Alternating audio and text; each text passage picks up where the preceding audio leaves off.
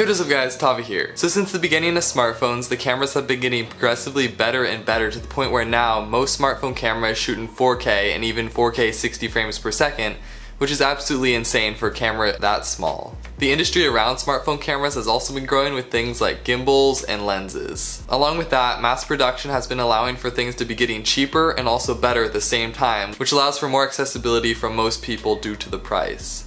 So just a quick side note, according to Pew Research, 77% of Americans now own smartphones, which is up from just 35% in 2011.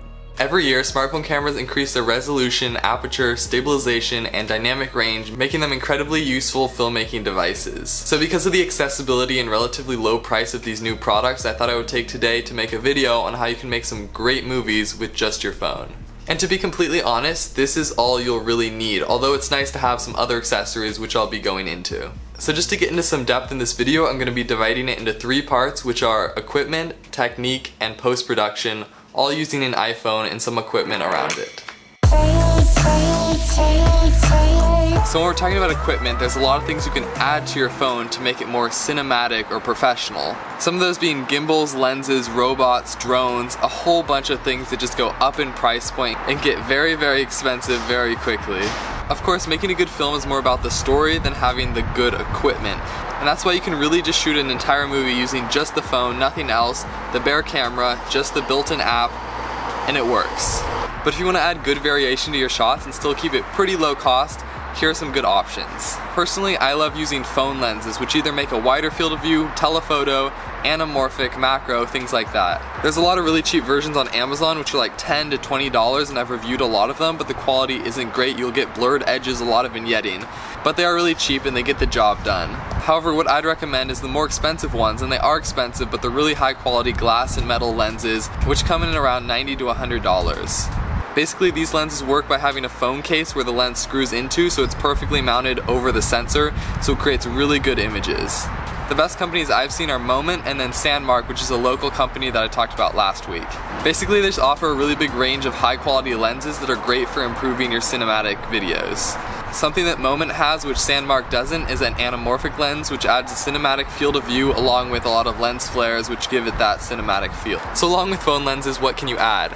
Phone gimbals are a great way to increase the production value of your films. Most of them are around $100, which is very cheap for filmmaking gear, and they all do about the same thing. But one I would recommend is the DJI Osmo 2 because it has the best quality in my experience.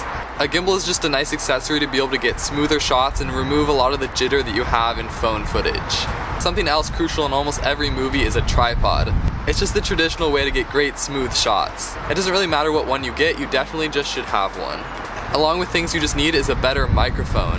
I know Rode makes a microphone for phones, and I would highly recommend that because phone quality 9 times out of 10 is going to sound bad, and there's going to be wind in the shot or it's going to sound distorted, and it ruins the project. Also, something handy to have are filters which go over the lens on your phone. You can have ND filters which basically act as sunglasses for your camera and make it so you can lower your shutter speed out in bright light. And you can also have polarizing filters which make the sky pop and remove reflections in things like water and windows.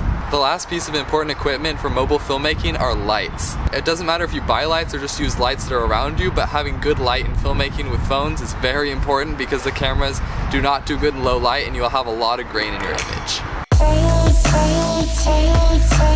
So when talking about technique for shooting films on your phone, it depends greatly on what type of films you're shooting, whether it's narrative or documentary.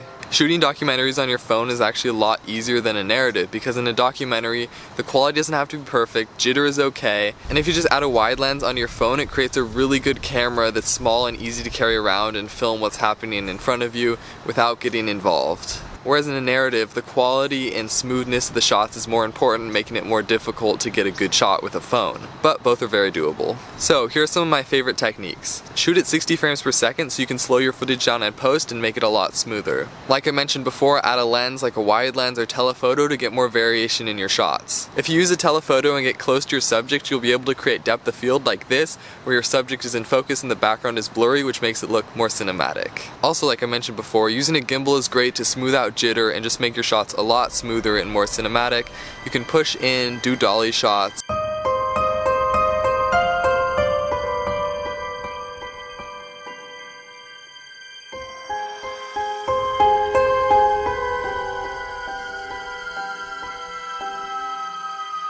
Because smartphones can get so jittery with their footage on the cameras, it's important to walk very slowly and smoothly when getting your footage so it doesn't look terrible in post. A way to get smooth footage on your phone is to hold all four corners like this really tight instead of holding it like this, because it helps to reduce the jitter that you have when walking. Another important technique that allows you to get more cinematic video is to use an external app that allows you to control shutter speed, ISO, and focus. There's a great phone app for this called Filmic Pro, but it costs $15 on the App Store, so there's actually a free one that I would recommend from Moment, which is the same company that makes the lenses, and it does pretty much the same thing. They allow you to control resolution really easily. You can change the shutter speed, ISO, focus, all those things I mentioned, and also another technique that is crucial for filmmaking on an iPhone is lighting. You have to have a lot of lights or else your footage is not going to look good. So if you're in a dark environment, make sure you light it very well. So ideally you want to shoot in places that are well lit, but if you have to shoot in the dark, you want to fake it with the most light possible that can still make it look like the scene is dark. So those are the basic techniques for shooting on a phone. It's not that different than a regular camera, but there's just a few things you have to remember to make sure your shots don't turn out shaky and noisy. So when it comes to post-production on working things that were shot on your phone, there's some things you can do, but there's not a ton. Anyway, here are some of the things you can do. So like I mentioned before earlier, if you shot it in 60 frames per second or a slower frame rate, you'll be able to slow it down in post. So you can see here's just the regular speed, but if I go up here and go to slow, I can slow it down to any of these or automatic speed, and it will automatically put it at 40%, which is just a really nice frame rate to be able to slow down some of your clips. Another thing you can do in post is if you have shaky footage, you can stabilize it, but I only recommend doing that if it's a little bit shaky, not extremely, because if it's really shaky, it'll mess up the footage even more. So you can go in most editors and just hit stabilization. Another thing you can do to your footage is color grade it, and this is kind of important because iPhone footage straight out of the camera looks like it's from an iPhone. It doesn't have great contrast or great colors that look cinematic at least. So what I like to do is go into the color board and change some of the settings. I like to do it so I can add a LUT, so I like to make the footage look desaturated and without contrast. So I'll just lower down the saturation to about -20 and change the exposure of the shadows up, bring it to about 5%, and then lower the highlights to about 5% as well. And so you can see now our footage looks even worse. It's really flat, but this allows for a LUT to be added and have a bit more color. So what I can do now is add an adjustment layer, put that over the entire clip, and then go to my effects and add a LUT loader on top of the adjustment layer. And then what I'll do is go into my preferences, add a LUT, and I actually have a lot of these. They're meant for log footage, but it works with this fine. I'll just use Captain America Civil War for this one, but it looks a bit too dark here because the footage isn't actually in log. I just desaturated and lowered the contrast a bit. So I can lower the intensity down to about 60%, and it makes really good looking color that was actually shot on an iPhone. So you can see without effects, it looks like this, and then with effects, it looks like this. And of course, you can change it to however you want the look you're going for. You can add more contrast or whatever, but that's just what I like doing. So another way to make it cinematic is to add black bars or a letterbox, and in Final Cut, you can actually just use it as one of the effects. So you can drag it onto your adjustment layer. You can change the aspect ratio of them from 1:66 to 1 to 3.0 to 1, which is an extremely tight aspect ratio. But I like doing 2:35 to 1, and it makes a really cinematic look to your iPhone footage. And then of course, the last thing to remember, like I always say, is sound and music and audio are all very important. So it's always a good idea to add sound effects and music to your shots in post-production to kind of just make it seem more professional.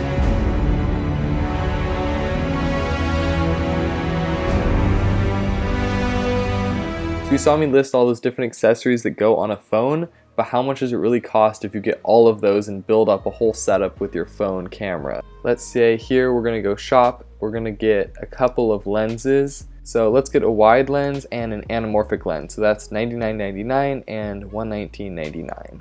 So next let's get a gimbal and have that be the DJI Osmo 2, and you can see here from the DJI official store, $139 for that. As for a tripod, let's just go to Amazon and search for tripod, and we'll just get the first one that it lists, which is only $18. And now for some filters, Sandmark actually has some really nice ones, so I'll just look at the ones for the iPhone 8 here. You can see they have their lenses as well, but here are some of the filters. So let's get a drama polarizing filter, which is $50, and then the Scape ND filters, which are $70. So assuming you already have the phone and you total all those accessories, it comes in at about $500, which may seem really expensive, but when compared to most other filmmaking things, that's literally super cheap. That's the price of a lot of lenses or a cheap camera body. So anyway, that's it for today. I hope you guys liked part 2 of episode 1 of my A Film, A Lesson series. If you did, be sure to like, share, and subscribe, and I will see you guys next time.